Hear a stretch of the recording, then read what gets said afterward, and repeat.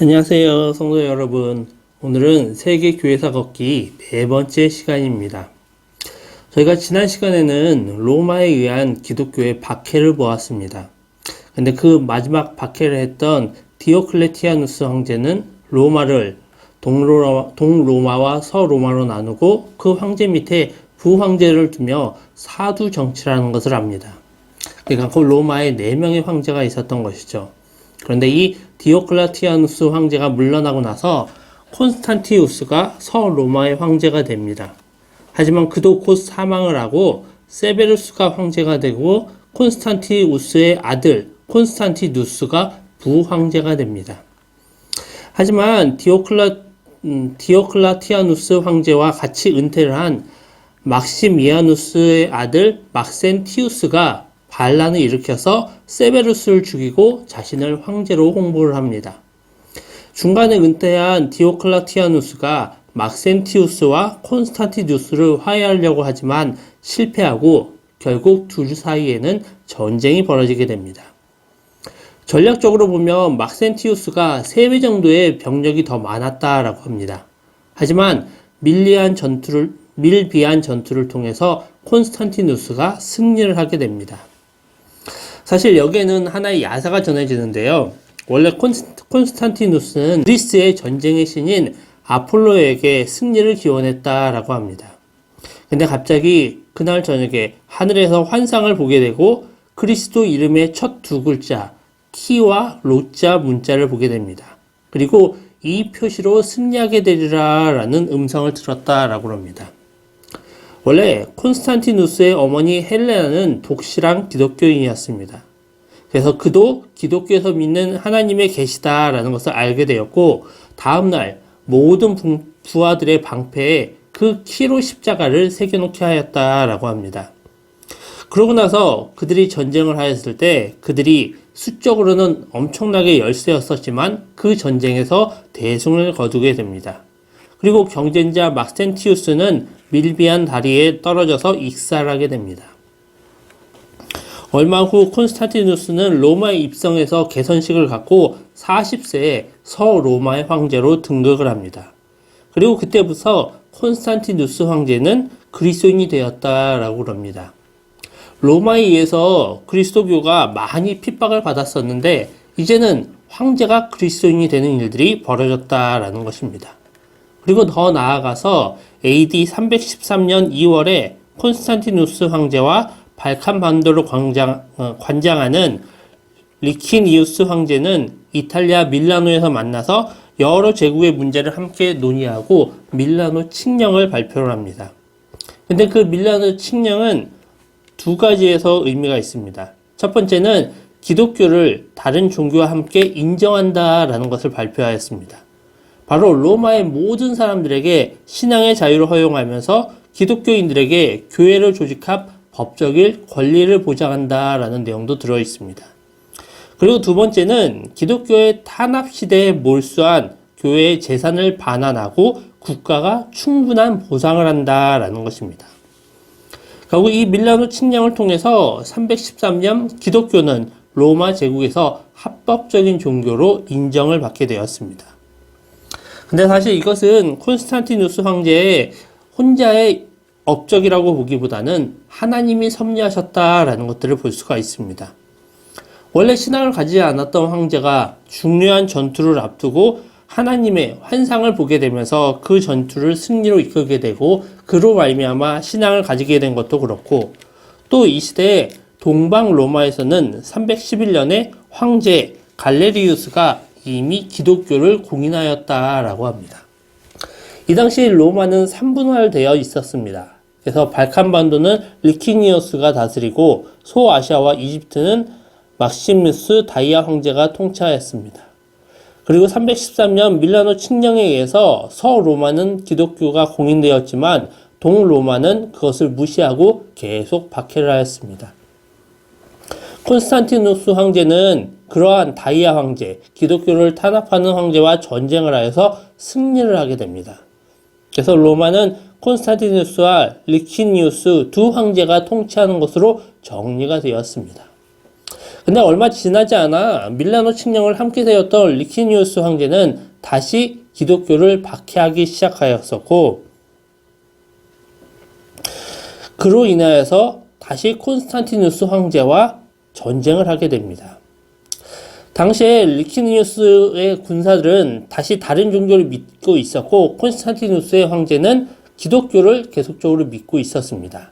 그래서 콘스탄티누스의 황제는 그 전쟁을 나가면서 다시 한번 방패에 키로 십자가를 새기고 나갔습니다. 그래서 어떻게 보면 이방 종교와 기독교라는 그 두 종교가 함께 전쟁을 하는 그런 모양새가 되었습니다. 그러니까 군사들도 우리가 이번 전투를 통해서 누가 최고의 신이고 누가 가짜의 신인지를 가려보자 라고 하였습니다.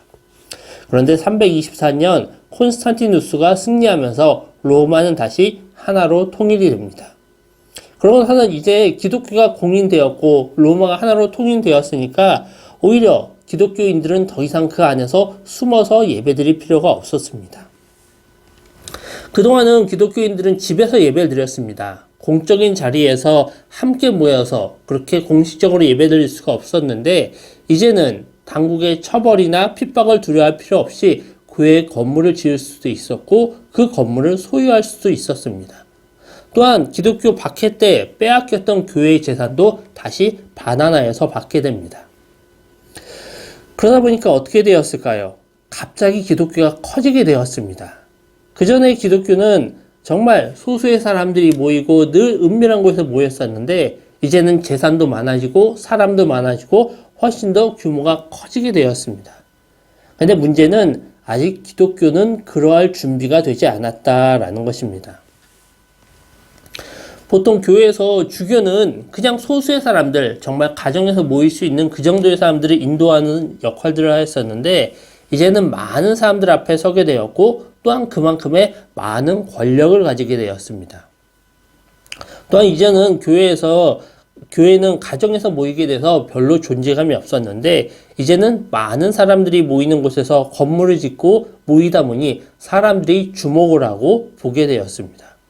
그러다 보니까 예배 순서도 이전에 그냥 가정에서 간단히 드릴 때보다는 훨씬 더 복잡하고 훨씬 더 어떤 규칙을 가지게 되는 의식과 절차를 가진 것으로 변모하게 되었습니다.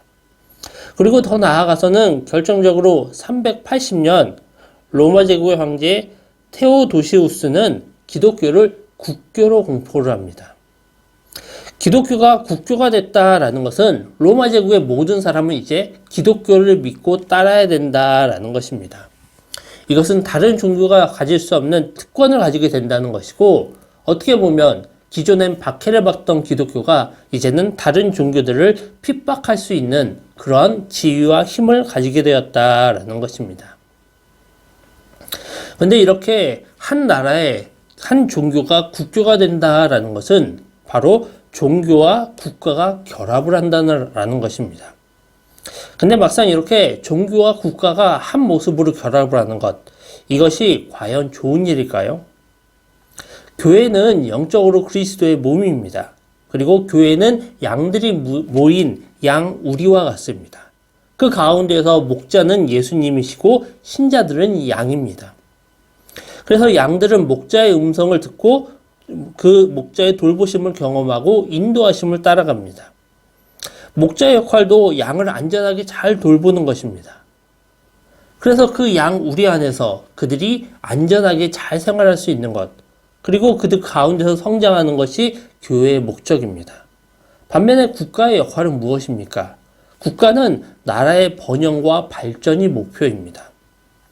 영적인 것, 하나님 나라에 대한 것은 전혀 관심이 없습니다. 결국 교회와 국가는 서로 목표가 다르고 방향이 다릅니다. 근데 문제는 그러한 둘이 하나가 되었다라는 것입니다.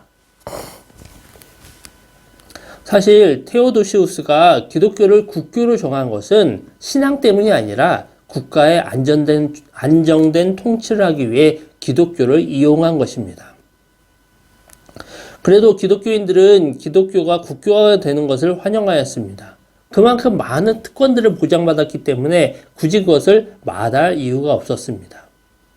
실제로 로마 제국의 기독교가 국교화되면서 로마의 공무원들, 로마 제국이 넓은 만큼 수많은 공무원들이 있었는데 그들은 다른 종교를 믿으면 안 되고 반드시 교회에 등록을 하여서 교회를 다녀야 됐습니다. 또 그들은 반드시 주일 예배에 참석을 해야 됐습니다. 그리고 이제는 국가가 교회를 관리를 하다 보니까 그 가운데 예배당을 건축하는 것들도 국가에서 재정을 지원하게 되었고 심지어는 성직자들의 생활비까지도 국가에서 지원을 받았습니다. 자, 그렇게 되자 어떻게 되었을까요? 신앙 고백 없이 강제적으로 교회에 나오는 사람들이 훨씬 더 많아지게 되었습니다. 그리고 교회도 재정적인 부담을 국가에서 많이 지어주다 보니까 재정적인 부담에서 너무나 자유로워졌습니다. 그렇게 하다 보니 성도들이 헌금 생활도 잘 안 하게 되었습니다. 결국 믿음 생활을 하는 데 있어서 강제되는 것들도 없고 신앙 고백하는 것들도 없고 자신들의 헌신도 많이 안 하다 보니 성도들의 믿음의 수준은 점점 더 떨어져 갔습니다. 기독교가 국교화되면서 그로 인한 특권은 누리면서 정작 교회 안에 있는 헌신도와 사랑은 점점 더 작아지게 된 것입니다. 또한 그러다 보니 신앙에 대해서 어떠한 도전도 없었고 신앙을 위한 훈련들도 사라져 갔습니다. 이 당시에 로마 황제가 일요일을 주일로 만들어서 쉬도록 하였습니다. 기존의 유대인의 안식일은 금요일날 저녁부터였는데 그것을 변경한 것입니다. 그런데 그날은 해의 날입니다. 이전에 황제들이 하던 태양 숭배의 날을 기독교 예배의 날로 변경한 것입니다. 또한 우리가 예수님이 탄생하신 성탄절이라고 알고 있는 12월 25일도 이때 정해지게 됩니다. 근데 12월 25일 이날도 태양신과 관련이 있는 날입니다. 요즘 이단들이 이렇게 교회에서 안식일이 주일이 된 것, 그리고 또한 크리스마스가 태양신과 관련된 날이다라는 것을 가지고 시비를 많이 겁니다. 근데 말라기 4장 2절에 보면 예수님을 의의 태양이라고 그랬으니 그날을 예수님의 탄생일로 해도 큰 문제가 되는 것은 아닙니다. 그리고 이것은 복음의 핵심적인 내용이 아니라 그냥 기존의 전통을 따라가는 것이니까 그냥 그것을 지켜 나아가면 된다라는 것입니다. 그러면 로마는 왜 기독교를 국교화했을까요? 그것은 기독교를 통해 사회 통합을 이루고자 하였다라는 것입니다. 초창기에 로마는 다양한 민족의 다양한 문화와 신들을 다 수용하였습니다. 그래서 그들이 별로 그렇게 로마에 귀속된 것을 느낌을 갖지 않고 단지 세금만 잘 내도록 그렇게 관리를 하였습니다. 근데 이제는 로마를 하나로 만들기 위해서 공식 종교로 기독교를 만들고 그것을 통해서 시민들을 통일시키고 사회를 통합하여서 정치적인 연대감을 만들기를 바랐다라는 것입니다. 그러다 보니까 거기에 대해서는 의무와 책임도 기독교가 지게 되었습니다. 또한 그렇게 의무와 책임이 따라오다 보니까 교회에서도 여러 가지 제국적인 로마 국가에 대한 그런 이데올로기들이 교회 안에 반영되게 되었습니다. 그런데 여기서 또 하나의 문제가 등장을 합니다. 정작 기독교를 국교화하여서 통일성을 꾀하려고 했는데 아직 교회는 그 안에서 통일되지 않은 부분들이 너무나 많이 있었습니다. 예수님 사후에 교회 교리들이 아직 확정되지 않은 것들도 있었고 이것은 이단들의 시비거리가 되기도 하였습니다. 북아프리카에서는 아리우스라는 사람이 있었습니다. 그 사람은 아주 똑똑하고 웅변도 잘하고 금욕적인 삶을 살아서 사람들로부터 존경도 많이 받았다라고 합니다. 그런데 그가 다른 사람들을 가르치는 데 있어서 그의 가르침에 한 가지 문제가 있었습니다. 바로 그는 삼위일체 하나님을 믿지 않았다라는 것입니다. 그는 예수님은 피조물 가운데 첫 번째로 되신 분이시고 가장 훌륭한 분이시다라고 주장하였지만 정작 그분이 하나님은 아니시다라고 주장하였습니다. 결국 그의 이런 주장과 설교는 문제가 있다고 판단되어서 교회는 그를 쫓아냈지만 막상 그는 팔레스타인 지역에 가서 같은 주장을 계속 반복했습니다. 그래서 당시 로마 황제 콘스탄티누스 황제는 교회가 나뉘면 나라가 나뉜다라고 생각해서 AD 325년에 터키의 니케아에 600명의 교회 지도자들을 불러서 회의를 하기로 합니다. 이전에는 이렇게 교회 지도자들이 모여서 회의를 해서 무엇을 결정한 적이 없었습니다. 그런데 실제 이 회의에는 318명의 교회 지도자들이 참석하였고 그들은 회의를 통하여서 니케아 신경이라는 것을 결정하였습니다. 이 신경에는 세 가지 특징이 있습니다. 바로 주어가 우리라고 나옵니다. 내가 어떤 것을 고백한다, 나의 믿음이 어떻다 라고 이야기하는 것이 아니라 여러 사람이 함께 회의하고 결정하여서 우리가 이것을 믿고 우리는 이것을 주장한다 라고 나오는 것입니다. 둘째는 예수님의 지상사역이 우리의 구원을 위한 것임을 강조하였습니다. 기존의 구원이라는 것은 내가 예수 그리스도를 믿음으로 나 개인이 구원을 받는 것인데 이 니케아 신경에서는 예수님의 지상사역이 바로 우리 그리스도 공동체 그리고 로마 제국의 구원을 의미하는 것으로 그렇게 이야기를 합니다. 또 세 번째는 아까 이야기했던 그 이단들, 아리우스의 교리를 따르는 자들을 이단으로 정죄하고 그들에게 저주를 선포하였습니다. 결국 이러한 니케아 회의를 통하여서 결국 삼위일체의 교리가 확립되게 되었습니다. 근데 문제는 이 회의를 주관한 사람이 교회의 지도자가 아니라 로마의 황제가 이것을 주선하였다라는 것입니다. 또한 그에 따르는 막대한 비용들도 교회가 아닌 나라에서 재정 부담을 하였습니다. 근데 막상 이런 회의들은 어디에서 나오게 됐을까요? 바로 예전에 로마가 생길 때 로마 원로원의 회의와 비슷한 방식입니다. 이렇게 교회와 국가는 서로의 정체성에 점점 혼합되어 갔습니다. 그러면 이런 국가와 교회의 관계를 어떻게 정의해야 될까요? 그것을 정의한 사람은 아우구스티누스였습니다. 그는 북아프리카에서 태어났습니다. 그래서 그의 아버지는 불신자였었고 어머니 모니카는 신실한 그리스도인이었다라고 합니다.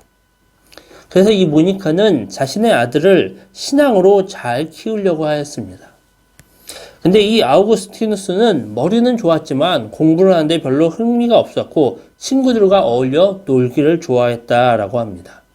그러면서 친구가 어울려서 놀다가 가끔 먹을 것을 훔치기도 하였는데 이것은 그가 먹을 것이 없어서 배가 고파서 그것을 훔친 것이 아니라 단지 남의 것을 훔치는 것, 도둑질하는 것이 재미가 있어서 재미로 훔쳤다라고 합니다.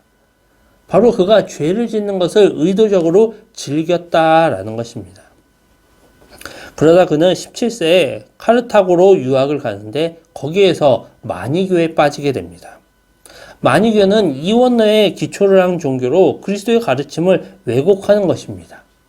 결국 이가 이단에 빠졌다라는 것입니다. 그리고 그 시절에 그는 한 여자와 동거를 하면서 자녀를 낳기도 하였다라고 합니다. 이렇게 아우구스티누스는 어머니 모니카의 신실한 기도에도 불구하고 계속적으로 잘못된 길로 나아갔었습니다. 그러다가 그가 30세가 돼서는 밀라노의 수사학 교수로 가게 됩니다. 그리고 그곳에서 수사학적 기법으로 설교하는 암브로시우스 목사를 만나게 됩니다. 그가 그 목사를 만나게 된 것은 단지 그가 교회를 찾아가서 설교를 듣고자 하는 것이 아니라 수사학적 기법을 배우기 위한 방법으로 그를 만나게 된 것입니다. 근데 막상 그가 암브로시우스의 설교를 계속적으로 들을 때마다 내가 죄인이라는 것을 깨닫게 되고 고민을 하게 되었습니다. 그러다 어느 날 그가 정원에 앉아 있다가 어디선가 집어들고 읽으라 라는 말을 들었습니다. 그래서 무심결에 옆에 있는 성경을 들고 읽은 것이 로마서 13장 13절에서 14절입니다. 낮에와 같이 단정히 행하고 방탕하거나 술 취하지 말며 음란하거나 호색하지 말며 다투거나 시기하지 말고 오직 주 예수 그리스도로 옷을 입고 정욕을 위하여 육신의 일을 도모하지 말라라는 것입니다. 이 말씀을 통해서 아우구스티누스는 자신이 죄인이라는 것을 깨닫게 됩니다. 그리고 예수님이 자신의 죄를 위해 십자가에 달려 돌아가셨다라는 것을 깨닫게 됩니다. 그래서 그는 AD 386년에 부활절 주일에 암브로시우스로부터 세례를 받고 북아프리카로 돌아가게 됩니다. 이제 그는 그리스도를 위해서 설교를 하고 신방을 하고 가난한 사람들을 돌보고 신학을 연구하며 책까지 썼습니다. 그리고 그의 그 책은 이후에 많은 세대에 큰 영향을 미치게 됩니다. 제가 이 사람을 아우구스티누스로 소개를 했었는데 그 이름은 영어식으로 바로 우리가 잘 아는 성 어거스틴입니다.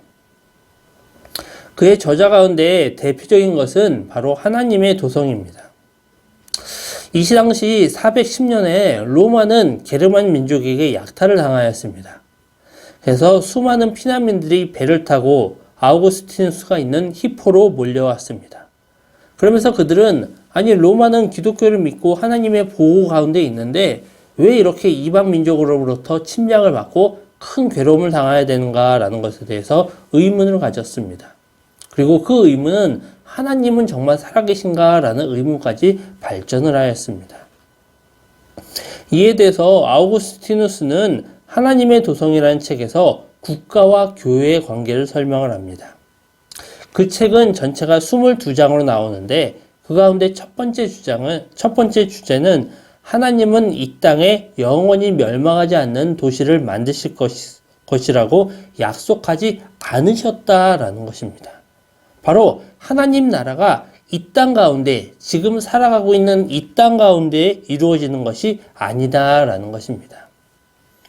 사람들은 누구나 지금 내가 누리고 있는 것이 영원히 이어지기를 바랍니다.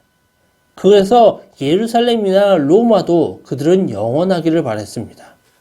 하지만 실제 역사적으로 보면 예루살렘이나 로마나 다 멸망을 당하게 됩니다. 게르만족에게 침략을 당해서 큰 어려움을 당하게도 됩니다. 그래서 그들이 그렇게 멸망을 당하게 된 것은 그들이 하나님을 섬겼기 때문에 그런 것이 아니라 그곳에 사는 사람들의 죄 때문에 그들이 그렇게 어려움을 당하게 된 것이다 라고 이야기를 합니다. 아우구스티누스가 발견한 하나님 나라는 땅의 예루살렘이 아니라 하늘의 예루살렘입니다. 이 땅 가운데는 그 하나님 나라가 있는 것이 아니라 교회가 있습니다. 바로 하나님의 백성들이 모인 교회입니다. 그래서 이 교회는 시대와 장소를 초월하는 보편적인 교회, 카톨릭 교회이고 땅의 도성과 나라들이 교회를 파괴하려고 하지만 그들이 이기지는 못할 것이다 라고 이야기를 합니다. 그리고 하나님 나라는 이 세상에서 반드시 승리할 것이다 라고 이야기합니다. 당시 사람들은 자신이 살고 있는 로마 제국이 기독교를 공인해서 믿고 있었으니까 그리고 그것이 계속적으로 이어지고 바로 그것이 하나님 나라가 되기를 바랬으나 아우구스티누스는 그것이 아니다 라고 이야기하는 것입니다. 하나님 나라는 그리스도인들이 만든 것이 아니라 하나님이 직접 만드시는 것입니다.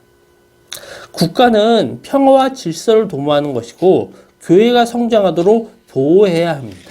반면에 교회는 평화와 질서가 유지되도록 기도하며 국가를 도와야 됩니다. 이렇게 국가와 교회는 각자의 역할이 있고 교회는 국가를 위해 기도해야 된다라고 이야기하였습니다. 교회가 국가 위에 군림하거나 지배하려고 해서는 안 된다라고 이야기합니다. 근데 이렇게 아우구스티누스와 동시대에 살면서 그와 신학적으로 대척점에 있었던 인물이 있습니다. 바로 그는 펠라기우스입니다.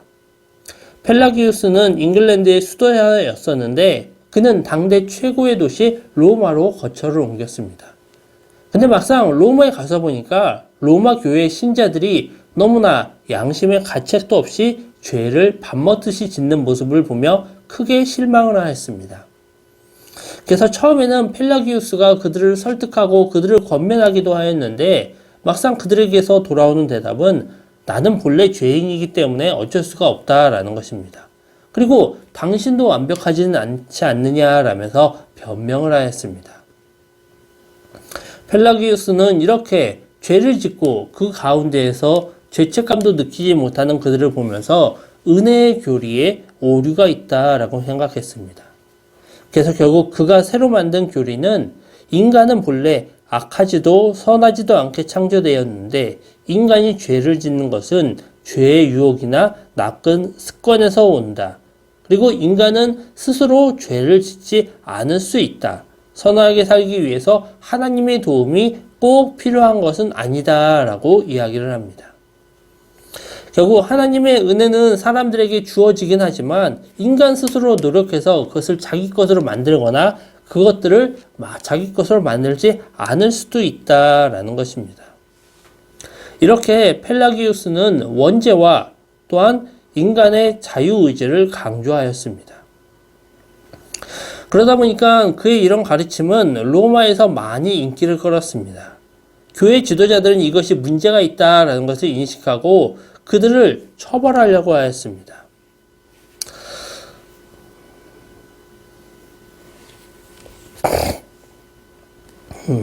411년 게르만 민족의 약탈 때 펠라기우스는 그의 추종자들과 카르타고로 군거지를 옮겼는데 그곳에서 아우구스티누스가 있었습니다.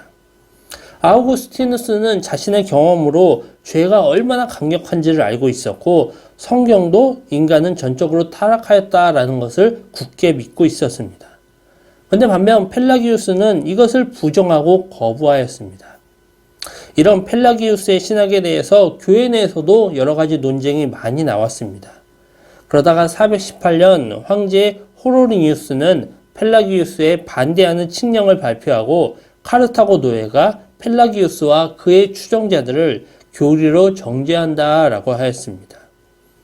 이렇게 해서 교리적으로는 펠라기우스에게 문제가 있다라는 것이 밝혀졌으나 그 이후에도 그의 추종자들은 계속 나왔고 그의 사상은 지금 현재까지도 많은 사람들에게 영향을 주고 있습니다.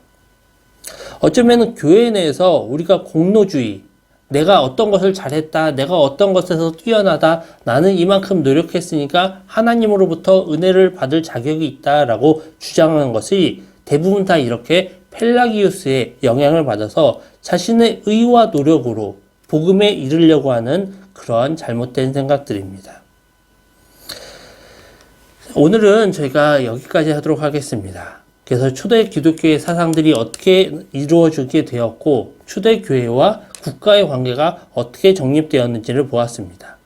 저희가 다음 시간에는 그 교회 내에서 이제는 교황이 세워지고 카톨릭이 세워지는 과정들을 하나하나 살펴보도록 하겠습니다. 지금까지 시청해 주셔서 감사합니다.